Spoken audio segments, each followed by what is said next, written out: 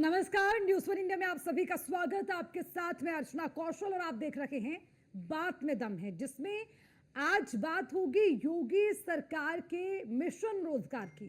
जी हां, योगी सरकार ने हर क्षेत्र में टारगेट को पूरा कर सफलता के झंडे गाड़े हैं। भ्रष्टाचार और अपराध के खिलाफ जीरो टॉलरेंस की नीति पर काम करने वाले योगी आदित्यनाथ ने उत्तर प्रदेश को विकास की राह पर दौड़ने के लिए कठिन समय में भी लगातार काम किया, तो वहीं पर युवाओं को भी भरपूर रोजगार दिया।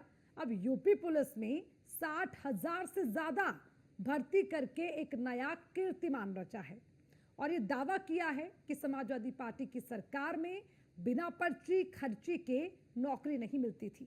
वहीं विपक्ष ने भी सवाल उठाए। आज इसी पर करेंगे चर्चा, लेकिन उससे पहले देखिए हमारी रिपोर्ट। योगी सरकार का मिशन रोजगार, यूपी में नौकरियों की बहार, इतिहास की सबसे बड़ी भर्ती, 60,000 से ज्यादा नई वर्दी, नियुक्ति का भव्य मंच, सपा पर सियासी पंच।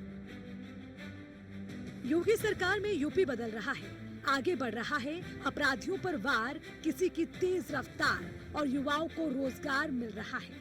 योगी सरकार रोजगार के क्षेत्र में नए नए कीर्तिमान रच रही है। यूपी में 60,244 चयनित सिपाहियों को ज्वाइनिंग लेटर देकर सरकार ने रोजगार के क्षेत्र में नया अध्याय लिख दिया। यूपी में पहली बार ऐसा हुआ जब इतने बड़े पैमाने पर ज्वाइनिंग लेटर बांटे गए। इस दौरान जहां अमित शाह ने योगी सरकार की तारीफ की, तो वहीं पर समाजवादी पार्टी सरकार पर हमला बोला। योगी आदित्यनाथ ने दावा किया कि उनकी सरकार ने 8 साल में 8.5 लाख से ज्यादा नौकरियां दी। सीएम योगी ने कहा कि याद रखना, ट्रेनिंग में जितना पसीना बहेगा, खून उतना कम बहेगा। गरीब से गरीब परिवार का बेटा सिपाही बना है। उत्तर प्रदेश की कानून और व्यवस्था बिगड़ती गई और हमारे 2017 में भारतीय जनता पार्टी की सरकार बनी, योगी जी मुख्यमंत्री बने, उत्तर प्रदेश पुलिस फिर से नई बुलंदियों को हासिल करने के रास्ते पर आगे बढ़ रहा है।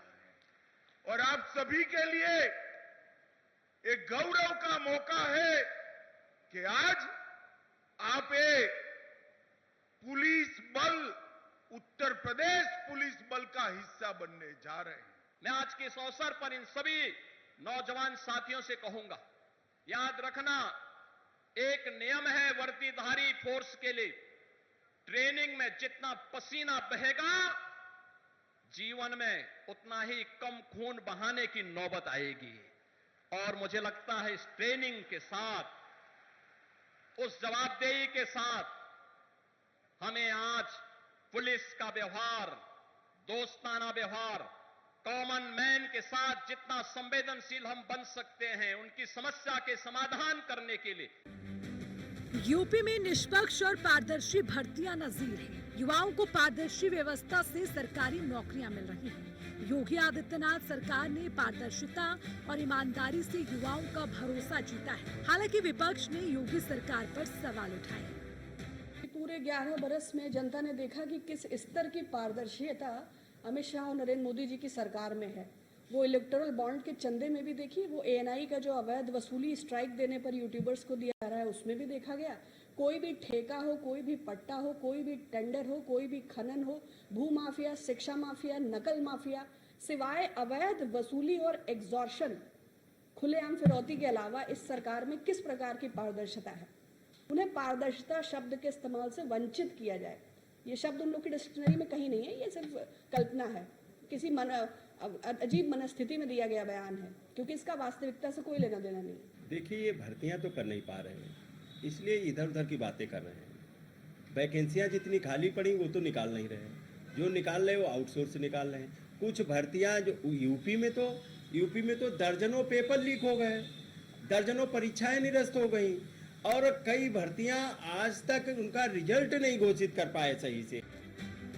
एक तरफ जहां विपक्ष ने योगी सरकार पर सवाल खड़े किए, वहीं यूपी पुलिस के नए सिपाहियों ने योगी सरकार की तारीफ की। उन्होंने कहा कि नौकरी के लिए एक भी रुपया घूस नहीं लिया गया। पहले की सरकारों में सुनाई देता था कि घूस दो और नौकरी पाओ, लेकिन ये भर्ती पूरी तरह से निष्पक्ष रही। बहुत ही अच्छा लग रहा है। जैसे इस भर्ती को मतलब 2 साल हो जाएंगे जब से फॉर्म भरा है, तब से लेके 2 साल से अब जाके अब नियुक्ति पत्र मिला है और 17 तारीख से हमारी जेटीसी स्टार्ट होने वाली है। नियुक्ति पत्र मिलने से मुझे बहुत खुशी हुई है। मैं पिछले 2 साल से लगातार मेहनत कर रहा हूँ इसी पद के लिए, और ये भर्ती श्री योगी आदित्यनाथ की नज़र से बहुत ही पारदर्शिता से हुई है और निष्पक्ष हुई है, जहाँ तक हमें लगता है। हम लोग को मतलब अपना मेहनत जो किए हैं फल मिल गया है। बस बहुत अच्छा फील हो रहा है। बरसों की मेहनत आज सफल हुई है। तैयारी तो ज़्यादा दिन से कर रहे थे, लेकिन वही किस्मत साथ नहीं दे रही थी, लेकिन इस बार किस्मत ने साथ दिया है तो मिल गई, मतलब जॉब मिल गई हमको। सर नियुक्ति पत्र मिला है, मुझे बहुत खुशी है। हम लोग का चयन 60,244 जिसमें एक पद पर हुआ है मेरा चयन, और न सर इस बार न भर्ती बहुत निष्पक्ष हुई है।